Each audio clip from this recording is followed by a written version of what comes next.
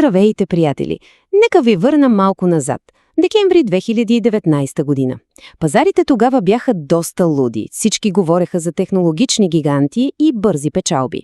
Но знаете ли какво? Първата ми акция на борсата не беше Тесла, не беше и Nvidia.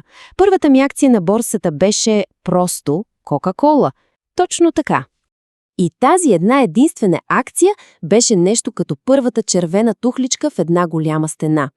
За мен това беше едно супер емоционално начало. Знаете как е, когато тепърва прохождаме в инвестирането, често си мислим, че богатството става за една нощ, с някакъв магически скок.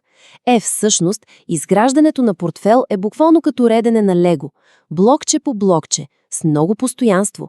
И тази малка акция беше първата ми стъпка по един доста дълъг път.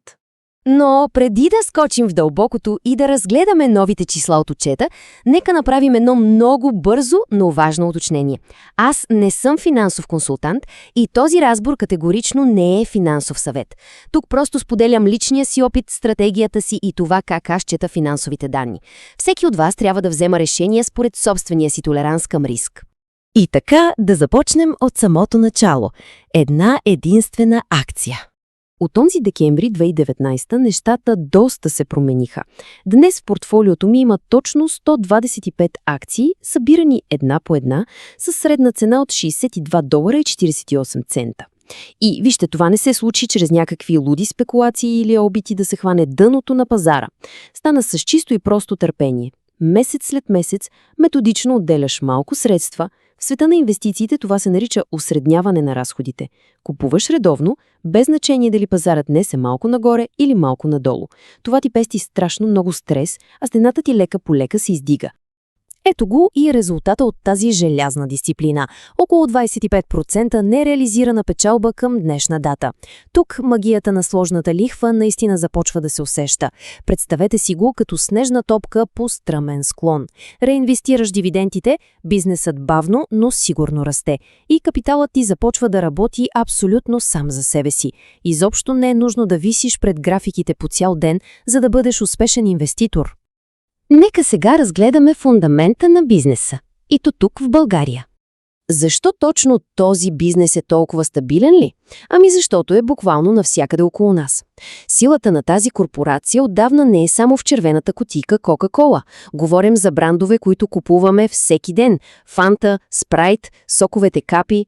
За всеки начинаещ инвеститор е супер важно да разбере силата на стоките от първа и ежедневна необходимост. В криза хората може да отложат покупката на нов скъп телефон, но шансът да се лишат от любимата си напитка е почти нулев. Това прави приходите им изключително предвидими. И това логично ни води към първото тримесечие на 2026. Един много, много силен отчет. Този отчет е истинска демонстрация на финансова мощ. Говорим за масивни общи приходи от 12,5 милиарда долара. Това е 12% скок спрямо миналата година. Но обърнете внимание на печалбата. Сравнимата печалба на акция се изстрелва до 86 цента. Ако сега навлизате в инвестирането, запомнете, че печалбата на акция е може би най-важният показател.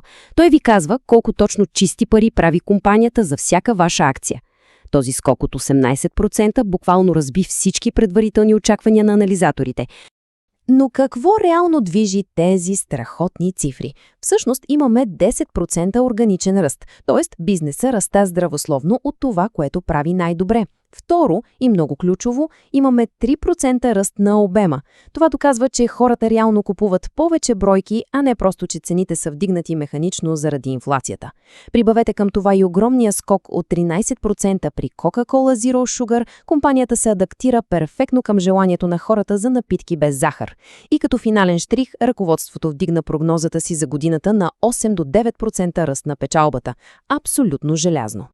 И сега стигаме до любимата тема на всеки дългосрочен инвеститор – 64 поредни години растащ дивиденд. Представете си една безкрайна стълба.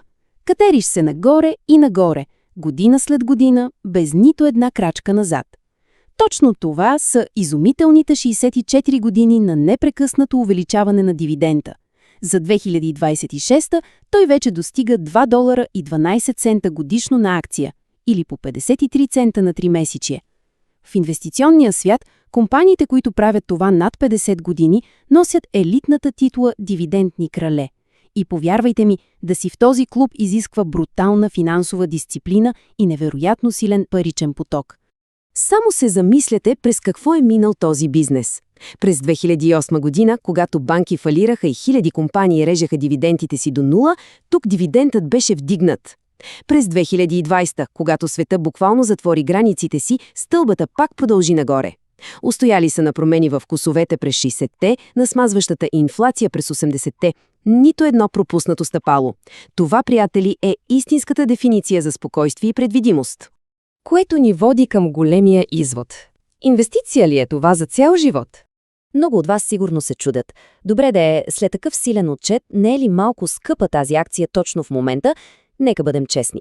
Да, пазарът й дава така наречената премиум оценка. Смята се за справедливо оценена, долеко надценена, но тук си плащаме за неоспоримо качество. Купуваме си защитата на един бизнес, който издържа на всяка икономическа буря. Тази по-висока цена е просто цената на спокойствието, когато пазарите полудеят.